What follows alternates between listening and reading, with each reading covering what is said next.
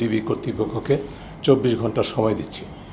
24 ঘন্টার মধ্যে যদি যাদেরকে আটক করা হয়েছে ডিবি কার্যালয়ে তুলে নেওয়া হয়েছে সেটি বন্ধ করা, সেটা তাদেরকে যদি নিঃশর্ত মুক্তি না দেওয়া হয় তাহলে ডিবি কার্যালয় থেকে সামনে মানববন্ধন থেকে শুরু করে আরও কঠোরতার আন্দোলনে বাংলাদেশের নাগরিকের পক্ষ থেকে আমরা সবাই আন্দোলনে ঝাঁপিয়ে পড়ব।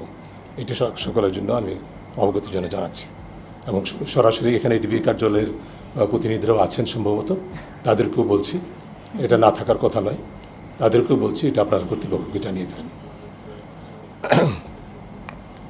দু একটি কথা আমি বলতে চাচ্ছিলাম, তার মধ্যে প্রথম যে বিষয়টি সেটা হচ্ছে যে সরকার ভুলে গেছে, কর্তৃপক্ষ ভুলে গেছে যে মানুষের বাক স্বাধীনতা, মত প্রকাশের স্বাধীনতা, মানুষের অধিকার ভিত্তিক আন্দোলনের যে স্বাধীনতা, বৈষম্য বিরোধী আন্দোলনের যে স্বাধীনতা সেটি সাংবিধানিক অধিকার, এটি কোনো অপরাধ নয়।